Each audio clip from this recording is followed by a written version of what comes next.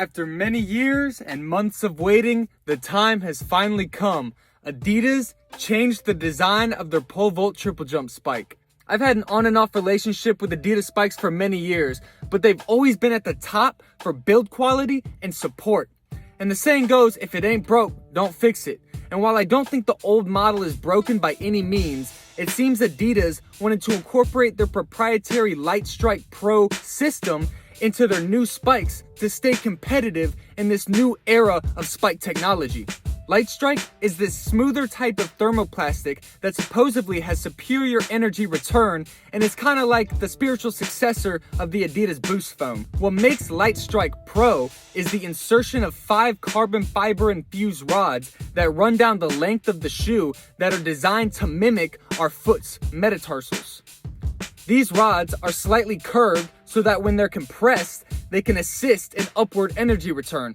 It's kind of like having 5 mini pole vault poles in your shoe. Now, I'm not going to be jumping for about another month, so this review is going to emphasize the design differences of the old and new. But here are the first impressions of my teammate Javier after his first jump session with them. First impressions, pretty similar to the first version of them. A little bit higher, so it might be good for giving me an advantage when it came to my takeoff angle. It smelled pretty nice. Colorway, beautiful. Love that color. Yeah, the light blue, it's really good. They feel more bouncy. If that's one word I would use to describe it. They just feel overall more bouncy. And I do feel a little bit faster, but it could just be... I feel like Adidas, for me specifically, tend to be a little bit wider. And my shoes are pretty wide, so Nike always feels really snug on my foot. There's only so much you can say about a pair of shoes. Thank you, Javier. Now let's take a closer look at these shoes. The most apparent difference is the foam and how it's laid out on the shoe. The old foam is very hard with little squish, while the new foam is very soft and very squishy. The top of the heel on both shoes have similar padding. However, down along the side of the new model essentially has no padding compared to the old. Look at the differences in the tongue. They also added this pull tab, which is kind of cool. And when I tried these on for a few build-ups, nothing in the difference of comfort stood out to me. Adidas said they wanted this new upper to fit more like a sock, which is evident when you look at how the tongue wraps the foot in the newer model. If you have ever wondered what this Pro Moderator means, it's a support plate in the medial part of the shoe meant to keep the foot from excessive inward roll at takeoff.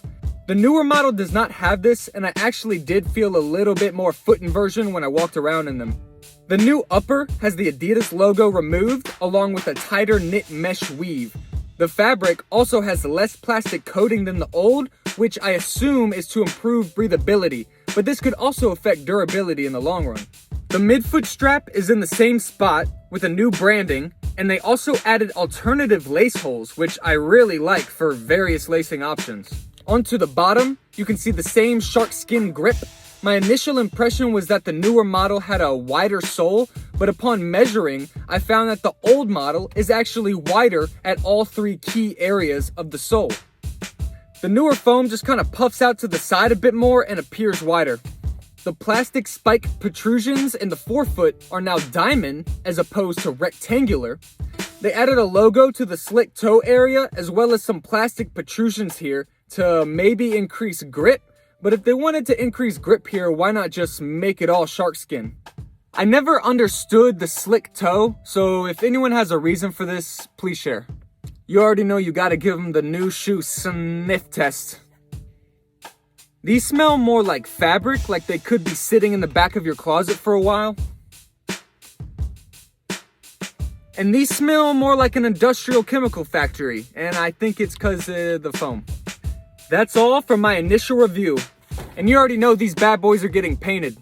I might make a shorter performance review in a few months after I've jumped in them a bit, but for right now, please let me know if I left anything out. Thanks for watching, and I will see y'all in the next one.